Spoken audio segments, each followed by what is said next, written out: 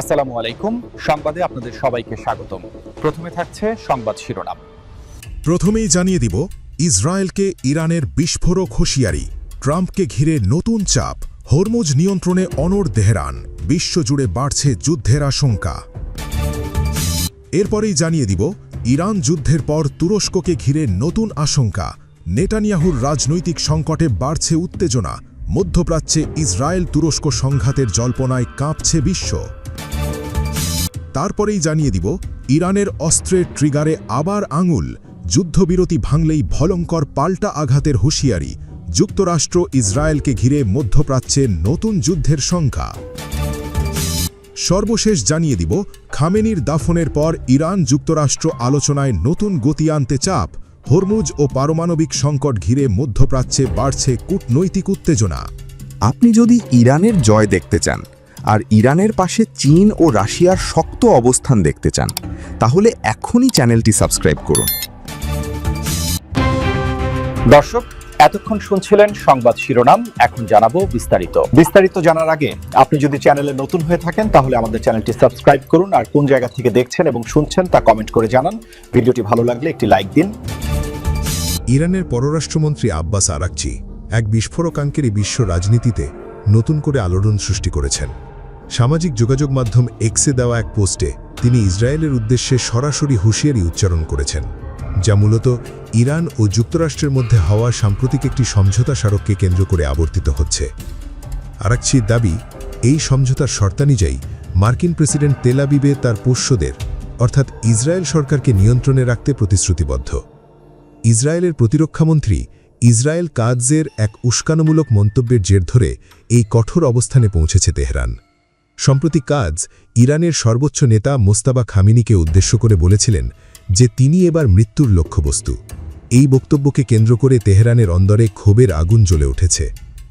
Araghchi তার প্রতিক্রিয়ায় অত্যন্ত তীক্ষ্ণ ভাষায় বলেছেন যে ইসরায়েল যদি তাদের এই প্রভুর অর্থাৎ মার্কিন যুক্তরাষ্ট্রের নির্দেশ মেনে না চলে, তবে ইরান নিজ হাতেই তাদের উপযুক্ত শিক্ষা দেবে। আরাকচির এই বক্তব্যের অন্তর্নিহিত বার্তাটি অত্যন্ত পরিষ্কার। ইরান কোনো অবস্থাতেই তাদের নেতৃত্ব বা জনগণের বিরুদ্ধে কোনো ধরনের হুমকি সহ্য করবে না। তিনি স্পষ্ট করেছেন যে কোনো উস্কানির জবাব ইরান তাৎক্ষণিক ও শক্তিশালীভাবে দিতে প্রস্তুত। এই হুমকি এমন এক সময় সামনে এলো যখন ওয়াশিংটন ও তেহরানের মধ্যে কূটনৈতিক সমঝোতার চেষ্টা চলছে, কিন্তু বাস্তব পরিস্থিতির ময়দান ক্রমেই রণক্ষেত্রে রূপ নিচ্ছে। তবে ইসরায়েলের অবস্থান সম্পূর্ণ বিপরীত। জেরুজালেমের নীতি নির্ধারকরা বারবার বলে আসছেন যে ইরান ও যুক্তরাষ্ট্রের মধ্যে হওয়া এই চুক্তির পক্ষ তারা নয়, এবং তারা কোনোভাবেই ইরানের পারমাণবিক কর্মসূচিকে মেনে নেবে না। তাদের মতে ইরানকে পারমাণবিক অস্ত্র অর্জন থেকে বিরত রাখতে প্রয়োজনীয় যে কোনো পদক্ষেপ তারা অব্যাহত রাখবে। এটি মূলত ওই অঞ্চলের সামগ্রিক অস্থিরতার প্রধান কারণ। এই কূটনৈতিক জটিলতার সমান্তরালে পারস্য উপসাগরের হরমুজ প্রণালীকে কেন্দ্র করে তৈরি হয়েছে এক নতুন সংকট। তেহরান এখন এই প্রণালীর উপর নিজেদের পূর্ণ নিয়ন্ত্রণ এবং জাহাজ চলাচলের উপর ফি আদায়ের আন্তর্জাতিক স্বীকৃতি আদায়ের দাবি নিয়ে অনড়। ইরানের দুটি সূত্র নিশ্চিত করেছে যে এই অধিকার আদায়ে প্রয়োজনে তারা শক্তি প্রয়োগ করতেও দ্বিধা করবে না, যা আঞ্চলিক বাণিজ্যে বড় ধরনের প্রভাব ফেলার সম্ভাবনা তৈরি করেছে। চলতি মাসের শুরুতে হওয়া একটি অন্তর্বর্তীকালীন চুক্তির অধীনে ইরান 60 দিনের জন্য ফি ছাড়াই জাহাজ চলাচলের অনুমতি দিয়েছিল, কিন্তু সেই চুক্তির ভাষা নিয়ে এখন বিরোধ দেখা দিয়েছে। ইরান চাইছে চুক্তির শর্তানুযায়ী কোন জাহাজ কোন পথে চলাচল করবে তার পূর্ণ নিয়ন্ত্রণ তাদের হাতেই থাকুক। এটি কেবল একটি কৌশলগত দাবি নয়, বরং নিজেদের সার্বভৌমত্বের প্রশ্নে তেহরানের একটি জেদ হিসেবে দেখা হচ্ছে। আগস্টের মাঝামাঝি সময় থেকে অন্তর্বর্তীকালীন এই চুক্তির মেয়াদ শেষ হতে যাচ্ছে। যদি এর মধ্যে কোনো চূড়ান্ত সমঝোতা না হয়, তবে ইরান হরমুজ প্রণালী দিয়ে চলাচলকারী জাহাজের উপর ফি আদায়ের প্রক্রিয়া শুরু করতে পারে বলে আশঙ্কা করা হচ্ছে। তেহরান এখনও ফি-এর পরিমাণ বা কার্যকর করার পদ্ধতির বিষয়ে নীরব থাকলেও তাদের এই কঠোর অবস্থান বৈশ্বিক জ্বালানি সরবরাহের চেইনকে ঝুঁকির মুখে ঠেলে দিচ্ছে। মধ্যপ্রাচ্যের ভূ রাজনীতি এখন এক চরম সন্ধিক্ষণে দাঁড়িয়ে। ওয়াশিংটনের কূটনৈতিক প্রচেষ্টা একদিকে, আর তেল আবিব ও তেহরানের মধ্যকার সংঘাতের তীব্রতা অন্যদিকে। এই হুঁশিয়ারি কেবল ইসরায়েলের জন্য নয়, বরং গোটা আন্তর্জাতিক সম্প্রদায়ের জন্য একটি বার্তা যে পরিস্থিতি যে কোনো সময় নিয়ন্ত্রণের বাইরে যেতে পারে। সমঝোতা স্বাক্ষরে পৌঁছেছে যুক্তরাষ্ট্র ইরান যুদ্ধ, কিন্তু লক্ষ্য পূরণ হয়নি ইসরায়েলের। উল্টো বেঞ্জামিন নেতানিয়াহুর জনপ্রিয়তা নেমে এসেছে ৩৩%, সাথে ৬৯% ইসরায়েলি নেতানিয়াহুকে দেশটির আগামী নির্বাচনে দেখতে চায় না। ফলে বিশ্লেষকদের অনেকেই বলছেন, নিজের রাজনৈতিক অস্তিত্ব টিকিয়ে রাখার জন্য নেতানিয়াহু নতুন করে যুদ্ধ বাঁধিয়ে দিতে পারেন। অনেকের ধারণা, ইরান লেবাননের পর তুরস্ক হতে পারে ইসরায়েলের পরবর্তী লক্ষ্য। কিন্তু কেন, জানাবো আজকের এক্সপ্লেন্সে। শত্রু শত্রু আমার বন্ধু, এই প্রবাদের সবচেয়ে বড় উদাহরণ ছিল এক সময়কার তুরস্ক ইসরায়েল সম্পর্ক। ওসমানী সাম্রাজ্যের সময়কাল থেকে তুর্কিদের শত্রু হিসেবে বিবেচিত আরবরা যখন ১৯৪৮ সালে ইসরায়েলের শত্রুতে পরিণত হয়, তখন আঙ্কারা দাঁড়িয়েছিল তেল আবিবের পাশে। মুসলিম দেশগুলোর মধ্যে তুরস্কই প্রথম ইসরায়েলকে স্বীকৃতি দিয়েছিল। ন্যাটো সদস্য তুরস্ক দীর্ঘদিন ধরে ইসরায়েলের ঘনিষ্ঠ বন্ধু হিসেবে পরিচিত হয়ে এসেছে। ১৯৬৭ সালে আরব ইসরায়েল যুদ্ধে তুরস্ক দখলদার ইসরায়েলের সমালোচনা করলেও ইহুদি রাষ্ট্রটির সঙ্গে সুসম্পর্ক বজায় রাখে। দেশটির সঙ্গে সম্পর্ক ছেদ করার বিষয়ে আরবদের অনুরোধ প্রত্যাখ্যান করে আঙ্কারা। ১৯৯৬ সালে তুরস্ক ও ইসরায়েল কৌশলগত সহযোগিতা ও বাণিজ্য চুক্তি করে। ২০০২ সালে ইসলামপন্থী হিসেবে বিবেচিত একে পার্টি ক্ষমতায় এলে সেই সময়কার প্রধানমন্ত্রী রিসেপ তাইয়েব এরদোয়ান ইসরায়েলের সঙ্গে সুসম্পর্ক বজায় রাখার নীতি গ্রহণ করেন। ২০১০ সালের তুলনায় ২০১১ সালে দ্বিপাক্ষিক বাণিজ্য বেড়েছিল ২৬%। কিন্তু সম্পর্ক দিন দিন খারাপ হতে থাকে। ২০১০ সালে আন্তর্জাতিক জলসীমায় ইসরায়েলি সেনারা গাজা ফ্রিডম ফ্লোটিলায় হামলা চালালে ১০ তুর্কি নিহত হন। এই ঘটনার প্রেক্ষাপটে তেল আবিবের থেকে তুর্কি রাষ্ট্রদূতকে ডেকে আনে আঙ্কারা। এরদোয়ান সেই হামলাকে রাষ্ট্রীয় সন্ত্রাসবাদ হিসেবে আখ্যা দেন। পরের বছর তুরস্ক ইসরায়েলের রাষ্ট্রদূতকে বহিষ্কার করলে দেশ দুটির কূটনৈতিক সম্পর্ক তলানিতে এসে ঠেকে। এরপর যুক্তরাষ্ট্র জেরুজালেমকে ইসরায়েলের রাজধানীর মর্যাদা দিলে ও ইসরায়েল গাজায় নতুন করে হামলা শুরু করলে এর প্রভাব আঙ্কারার অন্দরে পড়তে দেখা যায়। সে বছর তুরস্ক নিজেদের রাষ্ট্রদূতকে তেল আবিব থেকে ফিরিয়ে আনার পাশাপাশি আঙ্কারা থেকে ইসরায়েলের রাষ্ট্রদূতকে বহিষ্কার করে। ২০২২ সালে দুই দেশের সম্পর্ক কিছুটা উন্নতি হলেও ২০২৩ সালের ৭ অক্টোবর ইসরায়েল গাজায় হামলা চালালে দুই দেশের সম্পর্ক আবারও তলানিতে গিয়ে পৌঁছায়। সে বছর ইসরায়েলের সব ধরনের আমদানি রপ্তানি বন্ধ করে দেয় তুরস্ক। পরের বছর তেল আবিবের সঙ্গে সব ধরনের আনুষ্ঠানিক সম্পর্ক ছিন্ন করার ঘোষণা দেন এরদোয়ান। ২০২৫ সালের ২৬ জানুয়ারি জেরুজালেম ইনস্টিটিউট অফ জাস্টিসের প্রতিবেদনের শিরোনাম করা হয়, তুরস্ক কি ইসরায়েলের পরবর্তী শীর্ষ শত্রু হিসেবে আবির্ভূত হচ্ছে? সময়ের সাথে সাথে সম্পর্ক আরও খারাপ হতে থাকে। ইরান যুদ্ধের পর কয়েকটি আন্তর্জাতিক সংবাদ মাধ্যমে প্রশ্ন উঠেছে, এবার কি তুরস্কে হামলার পরিকল্পনা করছে নেতানিয়াহু? এমন প্রশ্নে অনেকে বিস্মিত হতে পারেন, কিন্তু একাধিক আন্তর্জাতিক সংবাদ মাধ্যম ইসরায়েলের তুরস্কে হামলার সম্ভাবনা দেখছে। ২৫ মার্চ রাশিয়ার রাষ্ট্রীয় সংবাদ মাধ্যম RTর প্রতিবেদন এটি। সংবাদ মাধ্যমটি আরেকটি সংবাদ প্রকাশ করে এই শিরোনামে, এবং তার আগে আল জাজিরাও এমন শিরোনাম করেছিল। সম্প্রতি ইসরায়েলের সাবেক প্রধানমন্ত্রী নাফতালি বেনেট এক সাক্ষাৎকারে তুরস্ককে নতুন ইরান বলে মন্তব্য করেন। তিনি আঙ্কারাকে ইসরায়েলের জন্য নতুন হুমকি বলে আখ্যা দিয়ে তুরস্কের বিষয়ে ইসরায়েল ও মিত্রদের সজাগ থাকার আহ্বান জানান। তবে আতঙ্কিত হবার মতো বড় অভিযোগ এসেছে তুরস্ক থেকে। দেশটির প্রেসিডেন্ট এরদোয়ান অভিযোগ করেছেন যে তার দেশ ইসরায়েলি হামলার হুমকিতে পড়েছে। তুরস্কের মতে মধ্যপ্রাচ্যের শান্তির প্রধান বাধা হচ্ছে ইসরায়েল। হারেজের প্রতিবেদনে বলা হয়েছে, এসব হুমকির আড়ালে এরদোয়ান তুরস্কের নেতৃত্বে নতুন এক আঞ্চলিক শাসন ব্যবস্থার পরিকল্পনা করছেন। যুক্তরাষ্ট্রের ওপর নিরাপত্তা নির্ভরতা থেকে মধ্যপ্রাচ্যের দেশগুলোকে মুক্ত করতে চায় তুরস্ক।